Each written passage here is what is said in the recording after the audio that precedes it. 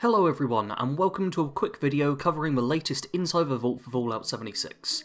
So there is one very big bit of information that we are given here, which is about allies, which are coming with Wastelanders.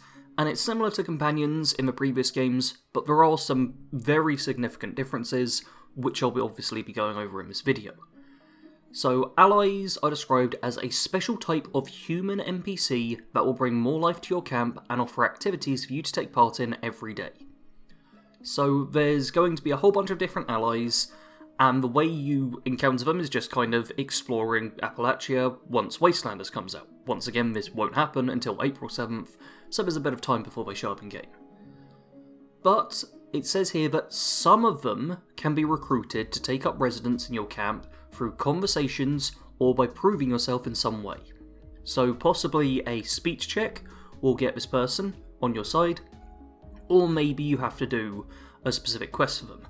I'd kind of love it if being a real high charisma character could let you skip over their quest potentially. So if you go in a fairly low level and you find quite a high level ally who has a very difficult quest, but you've got decent charisma and maybe you take some great mentats, then all of a sudden you just are able to convince them, nah, I don't need me to do that quest for you, that'd be awesome. Anyway, back to what the article actually says. Every ally has a different personality that you can explore by speaking with them, as well as completing the new daily quests they offer. So we'd already heard that daily quests, there were going to be more of them added with Wastelanders. Now it appears they are going to be related to the different allies you have. So I'm guessing most allies, possibly each and every one of them, will have a specific daily quest for you, which will in some way tie into the type of character they are. Which I'm kind of down for, I like that, it adds more theme to it. Hopefully the daily quests that they give are somewhat interesting. I know Cato Genesis, he was a bit concerned that daily quests would purely be kind of collectathons like, oh, I need you to go out and get me 10 Nuka-Colas or something like that. Hopefully there's something a tad more interesting though. The article then goes on to tell us that certain allies can only be met once you complete their unique introductory quests. So some of them you will have to do a quest in order to just meet them, it says here. That doesn't even say to try and get them on side, but wow. Yeah, so some of them are obviously going to be much easier to find than others. Then it starts talking about Beckett, a man trying to escape and atone for a troubled past. Wow, it's like one of my backstories. Obviously the devs have been listening to all my depressing backstories I give for characters. But yeah. Your initial task then begins a questline that takes you deeper into the character's story as you aid them in their endeavours. So I like that. Quests related to characters, get to learn more about the characters, all good stuff. And then after completing, and it says here, a named ally story quest, which kind of implies there'll be non-named allies. So I'm imagining allies as having different tiers. Like your named ones are your uniques, you can help out and stuff. But maybe there's like, oh, you can have generic raider at your camp as well if you do a certain thing. So I'll be interested to see if that's just funny wording in this article, which could well be the case, it's not the best worded to be honest, or if there are non-named allies who are just like more generic NPCs who maybe you can just get in your camp super easy and super early on. But yeah, after you've done their story quests, they begin offering daily quests that will just give you additional XP and loot, hopefully some unique rewards with it as well. So once you do convince an ally to go to your camp, you unlock a camp object that's unique to this person.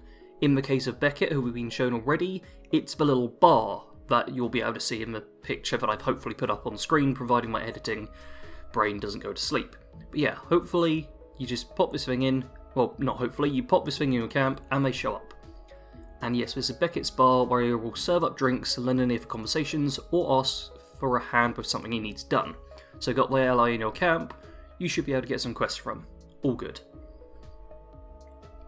It also goes on to say that allies help defend your camp against enemies who show up, which is pretty nice. I'm not sure how tough Beckett is going to be. He doesn't look like the top fighter of all time, but fingers crossed there'll be a few like really strong allies who can even deal with stuff like Scorch Beasts. Because I know there's a lot of places on the map I normally don't fancy putting my camp in, simply because it's like, oh no, a Scorch Beast is going to attack here, and the turrets are going to have a terrible job fighting it. My camp will just be destroyed, not worth it. So fingers crossed there'll be a really good ally who can take down Scorch Beasts. That way a whole bunch of camp possibilities just open up. Now, unfortunately, you can only have one of the unique ally camp objects in your camp at any given time, but you can swap it out for a different one whenever you'd like to spend time with a different ally. So I was kind of hoping we could have like all of the different objects at once and we have like 50 different allies in the camp, but no, not at all. You just have one, which means you're going to have one of the NPCs at your camp at all times. Hopefully you could have like still the Santatron or stuff like that, so you have a few things going on at your camp, make it feel a little bit more lively. But yeah, you will be able to swap them out at any time, and it'll be one ally totem, I suppose, at any one time. And the final thing it says about the allies is the better you get to know them, the friendlier they will become towards you. So, a individual reputation system with the allies as well as with factions. That is awesome. Who knows, maybe your budding friendship will lead to a post-apocalyptic romance. Oh yeah, this video is actually coming out on Valentine's Day, so that's somewhat appropriate. Even though we can't romance anyone in 76, yes, but yeah, it looks like romancing is going to 76, which I'm down for because I was asking for it in the last episode of Pipcast. I said I wanted to sleep with the entire Wasteland to win the game. That's basically what I was going for. So yeah, romancing is coming with the allies. That's pretty cool. I really like this. Almost everything on paper sounds really good. I just hope it lives up to the expectations I'm giving it now. Because God, it sounds cool. It sounds really, really cool. Like, I enjoy this. Obviously, this sounds like you're not going to have companions who can travel the wastes with you, which is a shame. But I was saying in my Discord server, could you imagine if every single person on the map had an NPC going around with them, who would occasionally dole out voice lines, sometimes get in the way, give ineffectual gunfire, maybe go down and have to be stimpacked. Like in the single player game, like Fallout 4, just having one companion I found a bit annoying at times. Imagine you're squadded up in a team of 4 and you've got 4 companions to deal with. Just, nah, that might be a bit much. I think them being in your camp is cool. It's a shame you can't have multiple in your camp at once, but once again, could get out of hand. I am 100% down for allies. I'm an ally of the allies, I suppose. Yeah. There's a final little thing in the article just about the Purveyor. So, as you should all know, right now the Mystery Pick event is going on with the Purveyor. Head to the Berkeley Springs station, exchange 60 legendary script, and get a completely random 3-star legendary. That's basically it. This ends on the 17th, which is a few days, which I think is Monday, Tuesday. You've got this weekend where you can just exchange the legendary script. An important thing we do get told about the Purveyor, though, is on April 7th, so once Wastelanders comes out, the Purveyor is moving from Berkeley Springs Station next to the Rusty Pick, which is in the Ash Heap. And honestly, I think she should be in the Ash Heap. If you watch my recent camp build, you'll know there's nothing going on in the Ash Heap. That's why I was the only person who seemed to build there. It's going to be good to have her in the Ash Heap. That happens once Wastelanders. Apparently she's going to have a bigger shop, so I'm hoping that means she'll have more items, possibly. Maybe she'll have like a daily deal with an actual non-random legendary. We can but hope.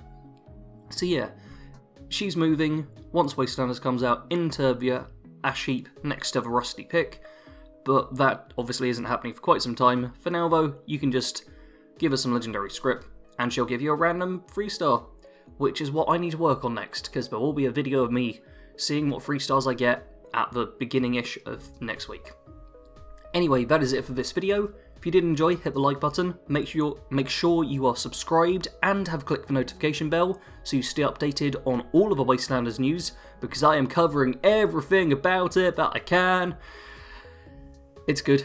So, yeah, subscribe, like, comment, tell your parents about my YouTube channel. I don't care if they don't play Fallout 76, tell them about it. Just go and tell them, shove the channel in their face till they start watching, but can't stop. I'm gonna leave now. Thanks for watching. Sarge out.